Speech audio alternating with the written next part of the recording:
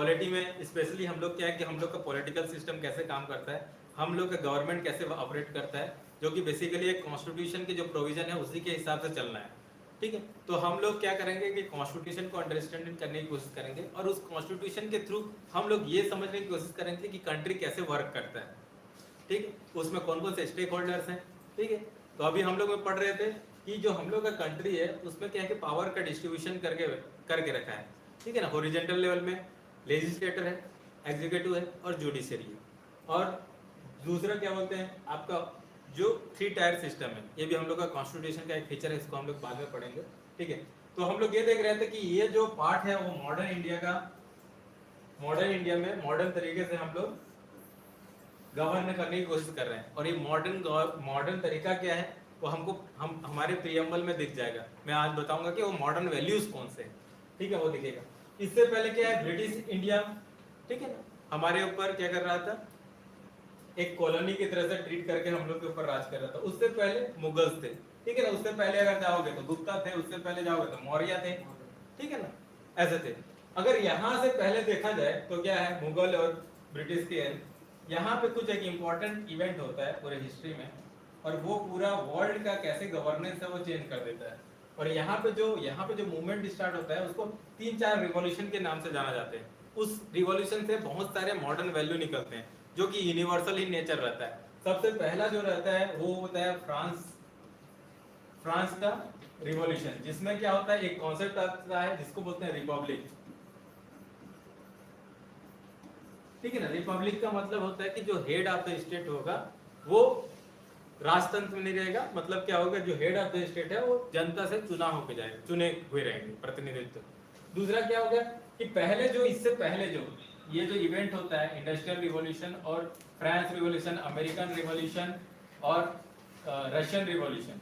ठीक है ना, ये जो बेसिकली कहाँ पे होता है ये चीज, ये बहुत सारे रिवॉल्यूशन आपका होता है यूरोप में होता है। और इस रिवॉल्यूशन के चलते एक जो कॉन्सेप्ट आता है जिसको बोलते हैं नेशन बिल्डिंग का, क्या नेशन की भावना वाली कॉन्सेप्ट आती है। ठीक है ना, इसको पढ़ेंगे नेशन क्या है, और जो फोर्सेस रहता है उसको नेशनलिज्म बोलते हैं हम लोग। ठीक है, तो इससे पहले हम लोग देखा जाए तो क्या चलते रहता है, मोनार्की चलते रहता है।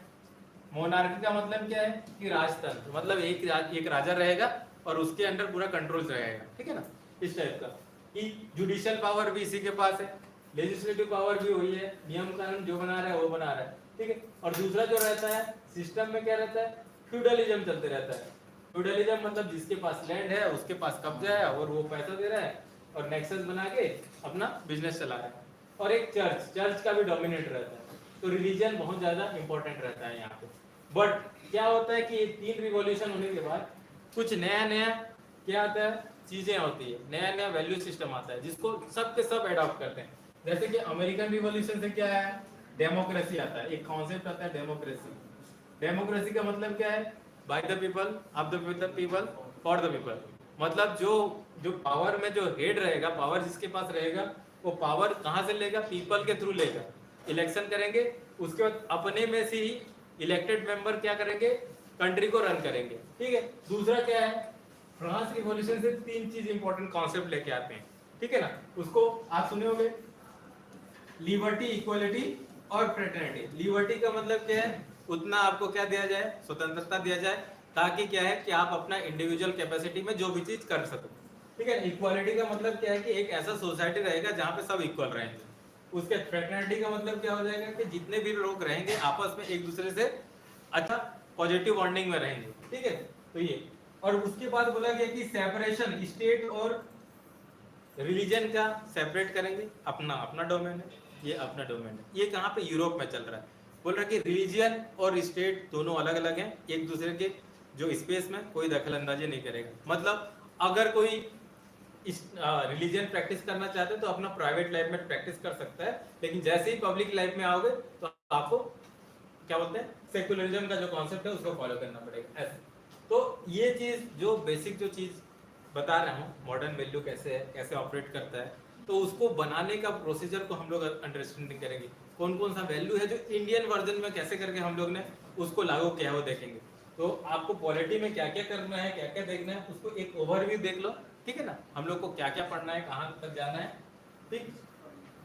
तो सबसे पहले हम लोग देखेंगे कि एक ईस्ट इंडिया कंपनी, एक east India company, east India company जो कि क्या है, ट्रेड का है, ट्रेड करने आता है और क्या है, इकोनॉमिक्स को कब्जा करता है, और जैसे इकोनॉमिक्स को कब्जा करता है उसके बाद क्या कर लेता है, पॉलिटिक्स, पॉलिटिक्स को कब्जा कर लेता है और सोसाइटी अपने अराउंड बनाता है, ठीक है।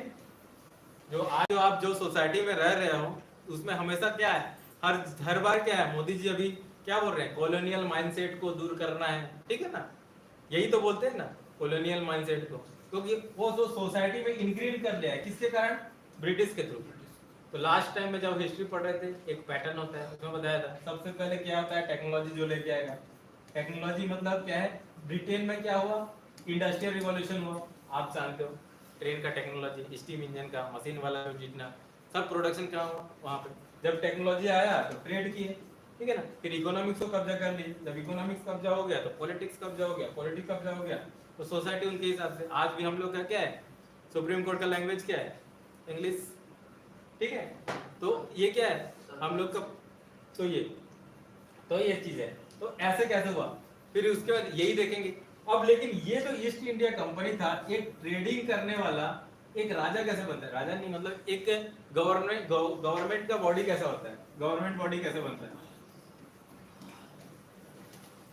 ये चीज पता चलेगा हम लोग को, क्या है ये जो कंपनी के रूल और क्राउन रूल के, ठीक है ना, कि शुरू में क्या करता है, शुरू में क्या होता है, जो कंपनी रूल चलता है, मतलब ईस्ट इंडिया कंपनी चलते रहता है, उसको फिर अचानक क्या होता है, मौका मिलता है, ठीक है ना, मौका मिलता है तो क्या करता है, ठीक है ना, पहले क्या करता है, जो ब्रिटिश बंगाल में सबसे पहले क्या होता है, उसको मौका मिलता है राज, ठीक है ना, जब देखता है पता चलता है कि नवाब है, ठीक है, उससे एक काम करते हैं, अगर किसी भी तरीके से मेरे को टैक्स लेने का मिल जाए, ठीक है, तो वो एक लड़ाई करता है, बैटल ऑफ प्लासी, और टैक्स लेने का अधिकार ले लेता है। जैसे ही टैक्स लेने का अधिकार होगा तो हम लोग बेसिक में क्या पढ़े हैं, साम्राज्य कैसे बनता है, कोई भी राजा या फिर राज्य ओल्ड में कैसे बनता है, आज भी कैसे बनता है, ठीक है ना, कल भी अगर बनाना चाहे कोई अपना साम्राज्य कैसे बनेगा, तो सबसे पहले क्या है, टैक्स लोगे तो मनी आ जाएगा आपके पास, मनी आ जाएगा तो फिर पीपल आ जाएगा तो आर्मी अपना खड़ा करोगे, जैसे आर्मी अपना खड़ा करोगे लड़ाई करोगे, लड़ाई करने के बाद क्या करोगे, एरिया जीतोगे,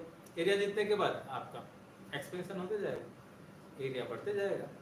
ये चाइना भी कर रहा है, अभी भी इसी कारण है कि गलवान वैली से लेके पूरा जो अरुणाचल है, ठीक है ना, इवन जो अभी रशिया क्या कर रहा है, यूक्रेन का एरिया लेके, अभी इजराइल क्या कर रहा है, सेम चीज कर रहा है, देयर इज नो डिफरेंस, ठीक है ना, यही पैटर्न कल भी चलता है, आज भी चलता है, परसों भी चलेगा, ठीक है ना, उसके लिए कोई टेंशन नहीं, ठीक। तो ऐसे तो एरिया जीतते गया, ठीक है ना, टैक्स का रेवेन्यू बढ़ते गया, आर्मी रिक्रूट करते गया, 2-4 नया स्ट्रेटेजी खेला, उसके कारण धीरे धीरे क्या कर दिया, पूरे इंडिया में कब्जा कर लिया, ठीक है, ये चीज।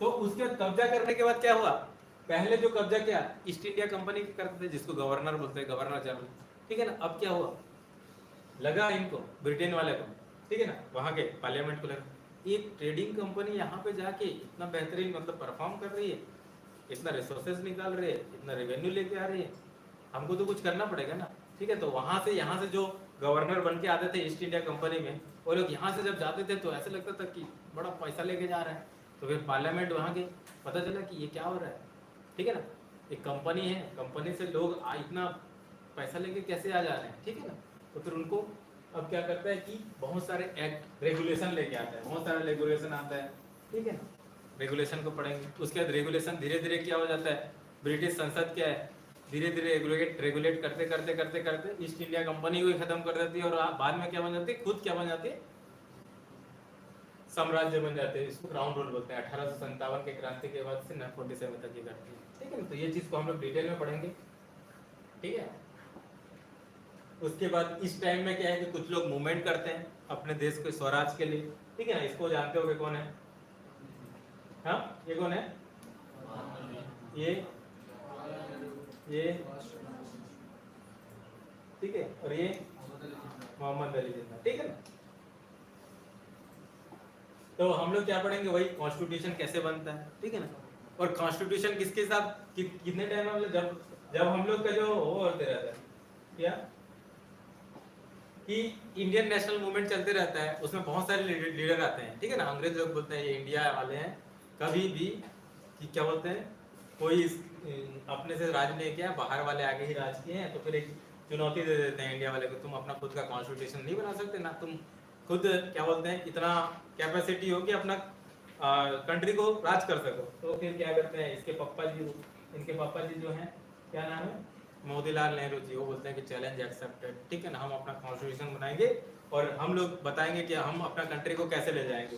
फिर उसके बाद क्या होता है, नेहरू रिपोर्ट निकलता है। फिर क्या होता है, अगली बार जब ये प्रेसिडेंट बनते हैं 1929 में, बोलते हैं कि पूर्ण स्वराज की घोषणा करते हैं और देश को मैं ऐसे बनाऊंगा बोलते हैं। फिर उसके 1935 में और एक नियम कानून आता है, एक्ट के थ्रू आते हैं।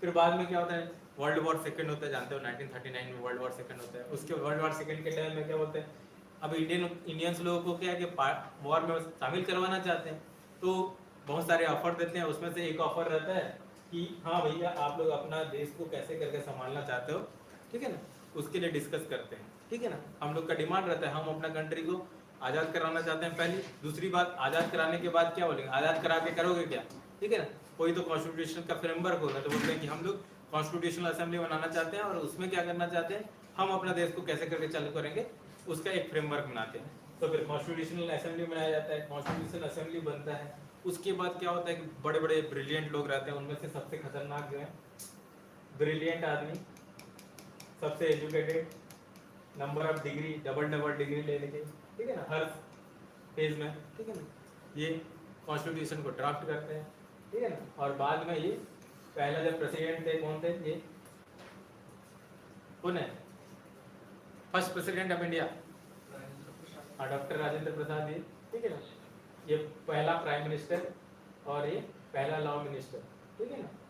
तो ये हाँ, ये लास्ट है, लास्ट कॉन्स्टिट्यूशन असेंबली का लास्ट स्पीच है 1949 में, जो 46 में जो अडॉप्ट करते हैं, ठीक है, इनेक्ट करते हैं। और फाइनल जो रूप है सबसे लास्ट में, कुछ कुछ प्रोविजन को 1946 में कर लेते हैं, कुछ को क्या करते हैं 1950 में 26 जनवरी 1950 को, क्योंकि इन्होंने पूर्ण स्वराज का घोषणा किया रहता है उनके दिन 1930 में रावी नदी के किनारे।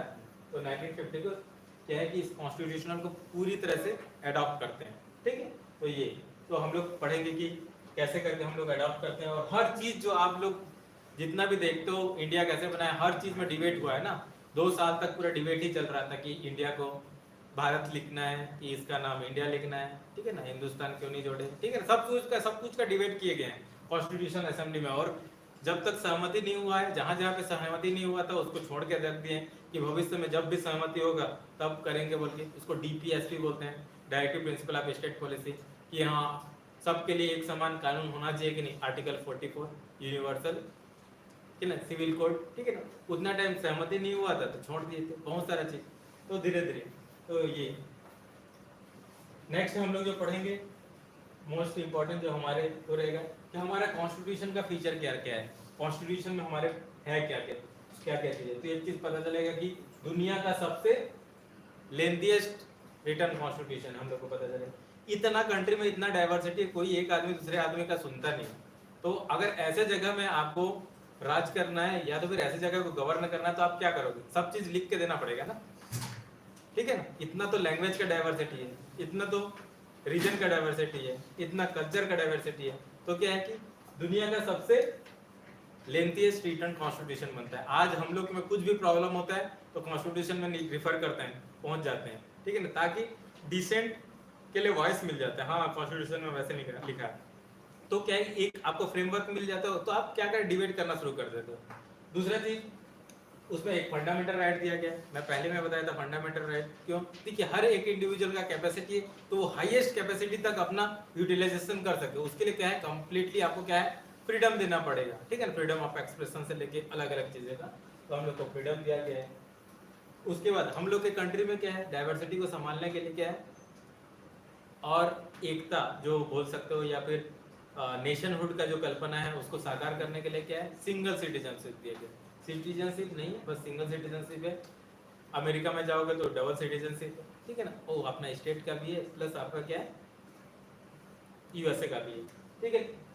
हम लोग का कॉन्स्टिट्यूशन को इजीली आप बैंड भी कर सकते हो और रिजिड भी है और उतना फ्लेक्सिबल भी है, ठीक ठीक है ना, अलग अलग प्रोविजन है, अलग से पढ़ेंगे हम लोग। ऐसा नहीं है कि कोई भी सरकार आ गया, राज्य सरकार या केंद्र सरकार आ गया तो कोई भी नियम बना ले, नहीं, उसके लिए भी एक सर्टेन प्रोविजन दिया गया। डीपीएसपी में हम लोग का पहले से दिया गया है कि किस टाइप का हम लोग का कंट्री जाएगा, ठीक है। कुछ मार्क्सिस्ट लोग के टाइप का है, एक रैशनल थिंकिंग वाले हैं, कुछ कुछ उसमें कुछ चीज है जैसे कि काउ का स्लॉटिंग नहीं होना चाहिए, गांधीयन प्रिंसिपल है, ग्राम स्वराज होना चाहिए, गांधीयन प्रिंसिपल है, कुछ क्या है लिबरल है, लिबरल प्रिंसिपल है कुछ, ठीक है। तो ये यहाँ पे जो आपका जो हेरिटेज है, चाहे हेरिटेज है मतलब कोई कोई भले ही उसको मुगल ने बनाया हो, भले ही वो बौद्धिस्ट बिहार हो, भले ही वो क्रिश्चियनिटी फेथ का हो, कुछ भी जो भी हेरिटेज है वो इंडिया का हेरिटेज है, वो कहाँ पे है, डीपीएससी में। सबको फॉलो करना पड़ेगा, उसका प्रोटेक्शन करना पड़ेगा, ठीक।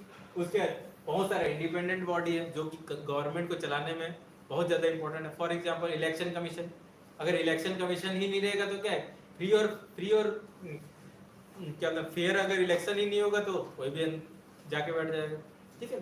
तो फेयर इलेक्शन के लिए हम लोग का इलेक्शन कमीशन है जो कि एक इंडिपेंडेंट बॉडी है। यहाँ से क्वेश्चन आता है। दूसरा क्वेश्चन यहाँ से आता है कि और यूपीएससी एक है, ये यूपीएससी क्या है, एक भी कॉन्स्टिट्यूशनल बॉडी है, वो भी इंडिपेंडेंट है, उसमें सरकार का दखल अंदाजी कुछ नहीं। तो गवर्नमेंट का जो रिक्रूटमेंट प्रोसेस है उसमें यूपीएससी इंडिपेंडेंट बॉडी, ठीक है ना, वो करता है। एक होगा कैग, सुने होगे, कैग सुने हो, जितना भी कंट्री का करप्शन और प्रोसेस चार्ज था, कोलगेट घोटाला कैग से पता चला था, ठीक है। 2G स्पेक्ट्रम घोटाला कैग से पता चला था। तो कैग एक इंडिपेंडेंट बॉडी है, ठीक है ना। पहले बहुत क्वेश्चन आता था, कैग बहुत न्यूज में था, ठीक है। उसके बाद क्या है कि हम लोग का फेडरल सिस्टम है। शुरू में पढ़े थे 3 टाइप का गवर्नमेंट है, स्टेट गवर्नमेंट, सेंट्रल गवर्नमेंट और लोकल गवर्नमेंट। पावरफुल कौन रहता है, मोस्टली सेंट्रल गवर्नमेंट ज़्यादा पावरफुल रहता है, क्योंकि एक्सटर्नल जो सिक्योरिटी का जिम्मेदारी है उनका है, जो पैसा का जिम्मेदारी है उनका है, ठीक है ना, फॉरेन रिलेशन का जिम्मेदारी है उनका है। तो क्या हो जाता है, तो फेडरल सिस्टम है लेकिन यूनिटरी वाइज है, सेंट्रल गवर्नमेंट के ऊपर। हम लोग का गवर्नमेंट किस टाइप का है, प्रेसिडेंशियल है, पार्लियामेंट्री सिस्टम है। प्रेसिडेंशियल सिस्टम में जैसे कि अमेरिका में राष्ट्रपति जो बोल दिया लकीर है, ठीक है। इंडिया में ऐसा कुछ नहीं, हम लोग का पार्लियामेंट्री सिस्टम है। संसद जब पार्लियामेंट जब नियम बना के देता है तभी वही सर्वश्रेष्ठ है। मतलब उसके बाद 2 तरीके, जुडिशियल सुप्रीमेसी और पार्लियामेंट्री सोवरेनिटी, इसके बारे में थोड़ा बहुत पढ़ेंगे हम लोग, ठीक है ना, कि पार्लियामेंट सुप्रीम है कि जुडिशरी सुप्रीम है। एक जो नियम बनाने वाला ज्यादा सुप्रीम है कि जो नियम न फॉलो करने के बाद या फिर नियम तोड़ने के बाद जब वहां पे जाते हैं तो वो सुप्रीम हो जाता है। तो आपको पता है जुडिशरी ज्यादा पावरफुल है कि संसद पावरफुल है, पार्लियामेंट, वो उसका बैलेंस हम लोग को पढ़ना पड़ेगा।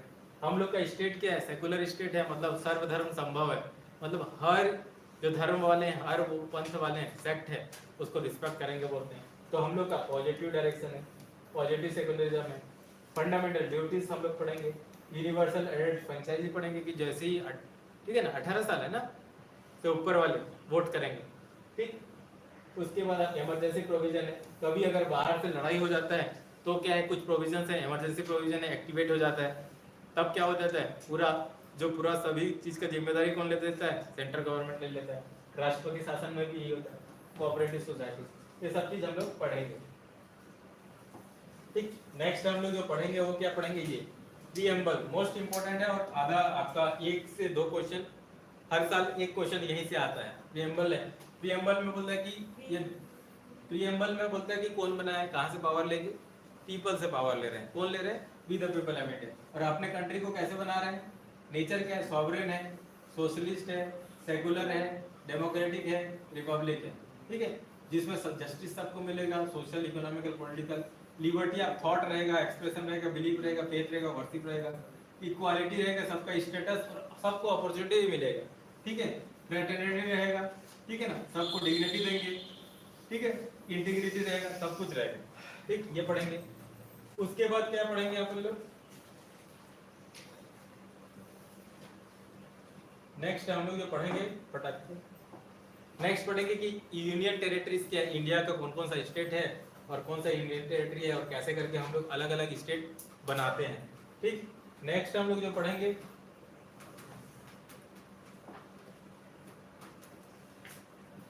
कि इंडिया का सिटीजनशिप कौन है, कौन इंडियंस है, ठीक है ना, कौन कौन सा रूल है। ये देखो पासपोर्ट देख रहे हो, ठीक है ना, अलग अलग टाइप का पासपोर्ट दिख रहा है। तो एनआरआई जानते हो, नॉन रेसिडेंशियल इंडियन, किसको सिटीजनशिप मिलता है, किसी को नहीं मिलता है, ये सब चीज़ यहाँ पढ़ेंगे। उसके बाद क्या है, फंडामेंटल राइट पढ़ेंगे, 6 फंडामेंटल राइट पढ़ेंगे। Right to equality, freedom against exploitation, freedom of religion, cultural and education rights पढ़ेंगे। कॉन्स्टिट्यूशनल रेमेडी, अगर आपका फंडामेंटल राइट वायलेट होता है तो कहाँ जाना चाहिए। उसके बाद हम लोग डायरेक्टली प्रिंसिपल पढ़ेंगे, डीपीएसपी।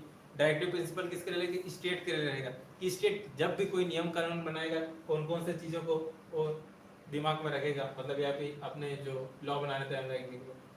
फंडामेंटल ड्यूटीज क्या रहेगा, आपको इंजॉय राइट्स कर रहे हो तो मेरी मर्जी ऐसे थोड़ा चलता है, ठीक है ना।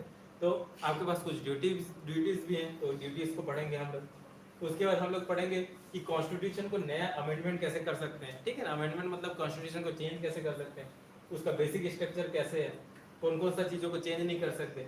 उसके बाद पार्लियामेंट्री सिस्टम पढ़ेंगे, ठीक है ना, और प्रेसिडेंशियल सिस्टम के बारे में थोड़ा पढ़ेंगे। उसके बाद क्या कि फेडरल सिस्टम हम लोग पढ़ेंगे, स्टेट का और सेंटर का कैसे करके रिलेशन है वो पढ़ेंगे। सेंटर और स्टेट अलग अलग, मोदी जी बोल रहे हैं प्रधानमंत्री हैं, हम कुछ भी कर सकते हैं, क्या ऐसे पॉसिबल है क्या, स्टेट का भी वैसे, ठीक। जस्ट 2 मिनट खत्म करते हैं। उसके बाद क्या कि इंटर स्टेट भी पढ़ेंगे। उसके बाद इमरजेंसी का कुछ प्रोविजन पढ़ेंगे, राष्ट्रपति शासन हम लोग पढ़ेंगे, फाइनेंशियल इमरजेंसी, ठीक। और प्रेसिडेंट के बारे में पढ़ेंगे, गवर्नर के बारे में पढ़ेंगे, चीफ मिनिस्टर के बारे में पढ़ेंगे, प्राइम मिनिस्टर के बारे में पढ़ेंगे, जुडिशरी पढ़ेंगे, हाई कोर्ट सुप्रीम कोर्ट पढ़ेंगे, ठीक है। इतना कुछ पढ़ेंगे और हम लोग समझने की कोशिश करेंगे कि अपना कंट्री कैसे वर्क करता है, क्योंकि ये इंपॉर्टेंट रहेगा, ठीक है। एग्जाम प्लस आफ्टर एग्जाम भी इंपॉर्टेंट है, क्योंकि लाइफ में कहीं ना कहीं पे तो कोई ना कोई ऐसा प्रॉब्लम आएगा जिसके कारण आपको रिफर करना ही पड़ेगा। कॉन्स्टिट्यूशन को रिफर करना पड़ेगा, आईपीसी सीआरपीसी को रिफर करना पड़ेगा,